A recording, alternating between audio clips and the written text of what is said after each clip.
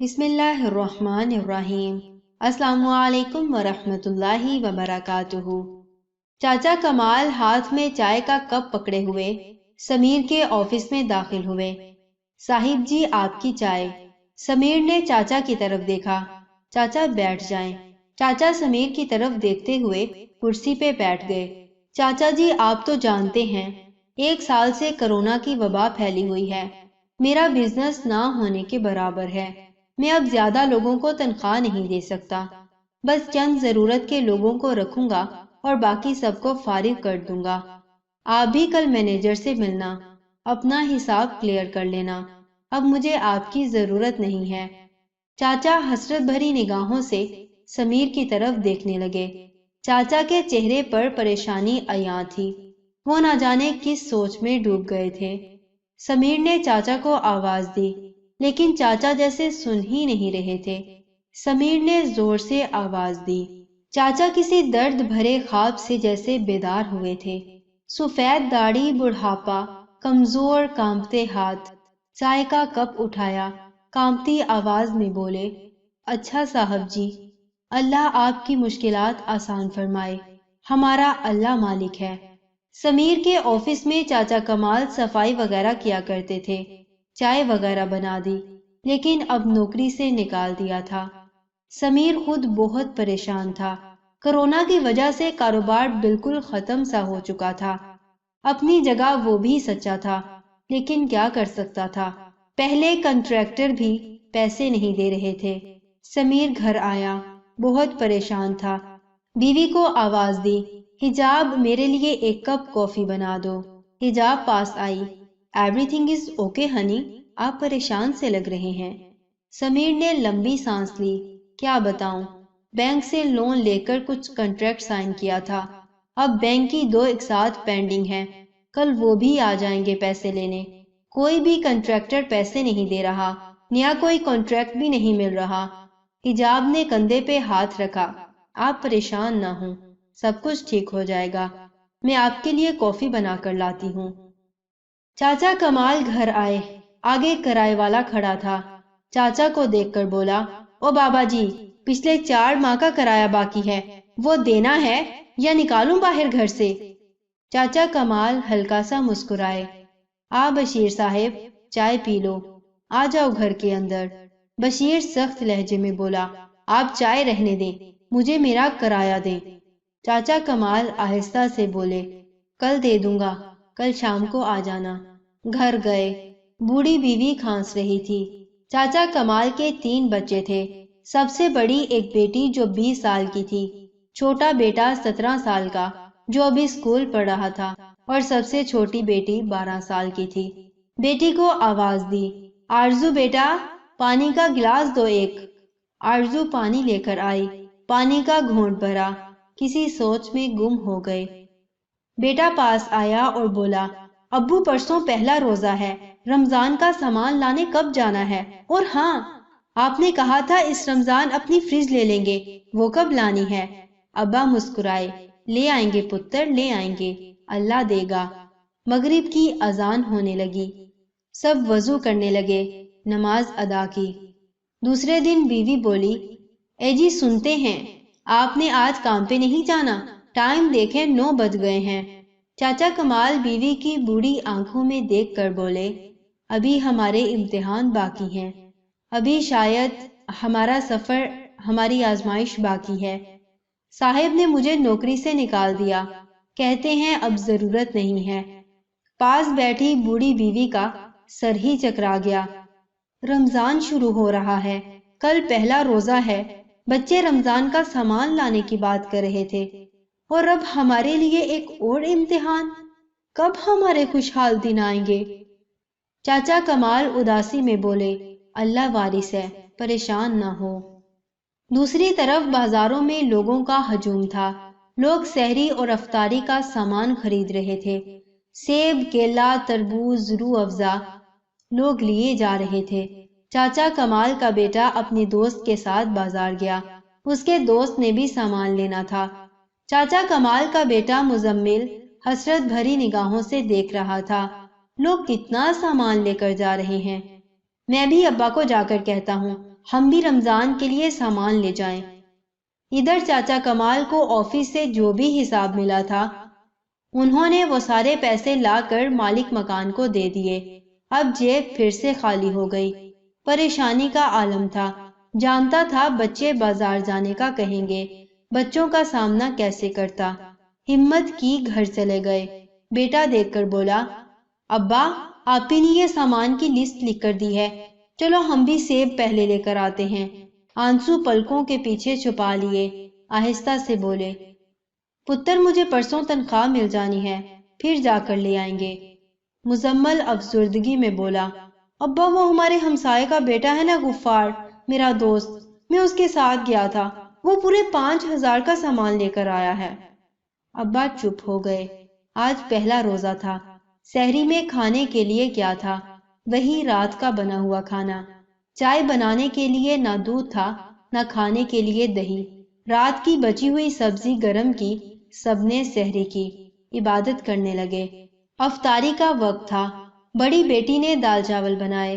چھوٹی بہن کو بولا، جا ہمسائے کے گھر سے برف مانگ لا۔ چھوٹی بہن نے ایک گھر کا دروازہ کھٹکھٹایا۔ ایک عورت نے دروازہ کھولا۔ ہاں کیا ہے؟ آنٹی میری آپی کہہ رہی ہے تھوڑی برف دینا۔ وہ عورت منہ بنا کر بولی، کوئی نہیں ہے برف، ہر رمضان تم لوگ آ جاتے ہو، ہم نے ٹھیکہ لیا ہوا ہے تم لوگوں کا۔ چھوٹی بہن عافیہ خاموش ہو گئی، واپس آنے لگی۔ وہ عورت بولی، رک جا، آج لے جا، کل سے نہ آنا۔ شازیہ بھی روزے سے تھی۔ آپی کو برف لا کر دی۔ آپی سے کہنے لگی، آپی آنٹی نے اتنی باتیں کی ہیں، میں نے نہیں جانا کل سے برف مانگنے۔ آپی سمجھ سکتی تھی۔ خاموش ہو گئی۔ سب افطاری کے لیے بیٹھ گئے تھے۔ سادہ پانی، چند کھجوریں دسترخوان پہ تھیں۔ اذان ہوئی، افطاری کرنے لگے۔ چھوٹی بیٹی بولی، ابا جن کے گھر میں برف لینے گئی تھی نا، وہ سیب والا جوس بنا رہے تھے، انہوں نے اتنا زیادہ فروٹ کاٹا ہوا تھا۔ وہ نا لال والا میٹھا پانی ہوتا ہے نا، وہ بھی بنا رہے تھے، ابا ہم کو بھی لا کر دو نا۔ چاچا کمال نے سر پر ہاتھ پھیرا، میری بچی، اللہ دے گا ہم کو بھی۔ بیٹا کہنے لگا، ابا میں کل سے مسجد میں افطاری کیا کروں گا، وہاں لوگ بہت سارا سامان دیتے ہیں۔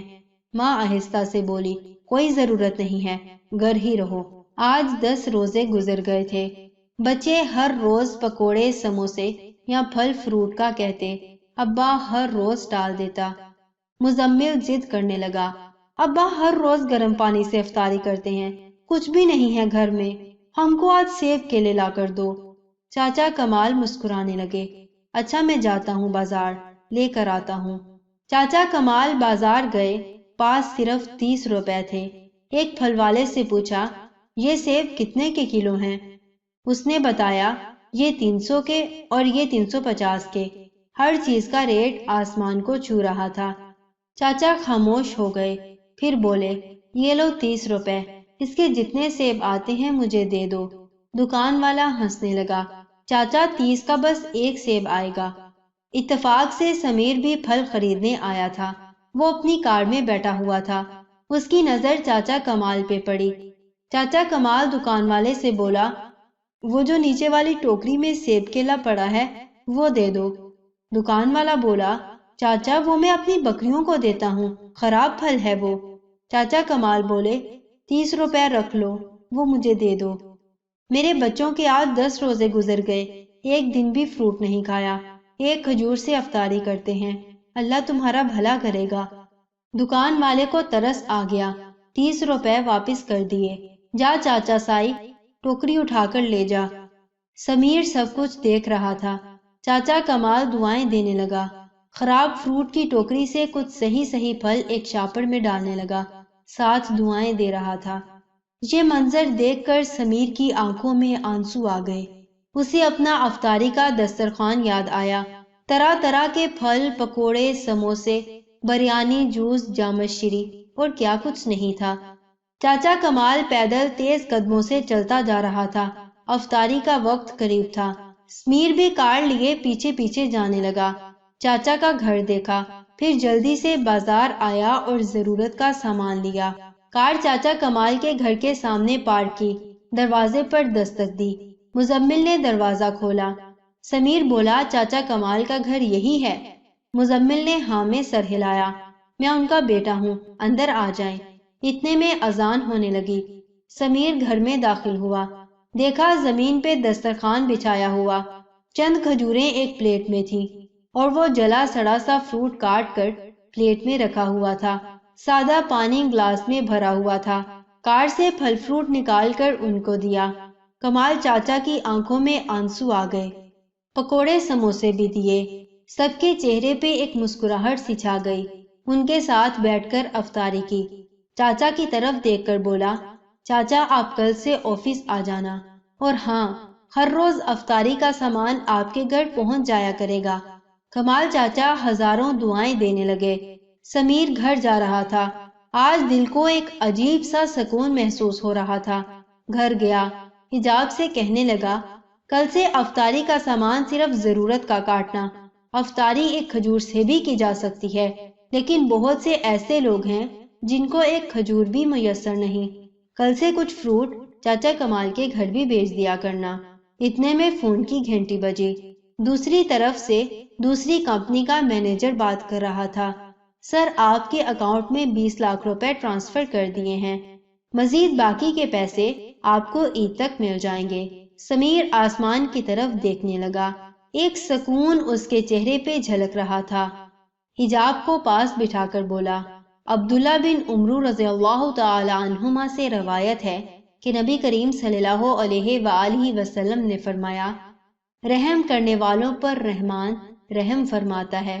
تم زمین والوں پر رحم کرو، آسمان والا تم پر رحم کرے گا۔ آج وہ بہت خوش تھا۔ چھوٹی سی نیکی نے کتنا کچھ بدل دیا۔ چاچا کمال کے گھر مسکراہٹیں خوشبو بن کر مہکنے لگیں۔ سمیر کی کمپنی کو پیسے مل گئے۔ اپنے آس پاس کے لوگوں کا خیال رکھیں۔ آپ کے دسترخوان پہ طرح طرح کے کھانے موجود ہیں، تو سوچنا ضرور کسی کے گھر میں شاید ایک کھجور بھی نہیں ہے۔ کوشش کرنا آپ کی چھوٹی سی نیکی کسی کے چہروں پہ مسکراہٹ بکھیر دے۔ مستحق لوگوں تک یہ خوشیاں پہنچانا۔ شاید اللہ پاک کو میری اور آپ کی یہ نیکی پسند آ جائے اور وہ رحمتوں کی برسات کر دے۔ یہ تحریر سن کر اگر کسی ایک گھر تک بھی مدد پہنچ گئی تو ہمارا مقصد پورا ہو جائے گا انشاءاللہ۔ جزاکم اللہ خیر و احسن الجزا۔ السلام علیکم ورحمۃ اللہ وبرکاتہ۔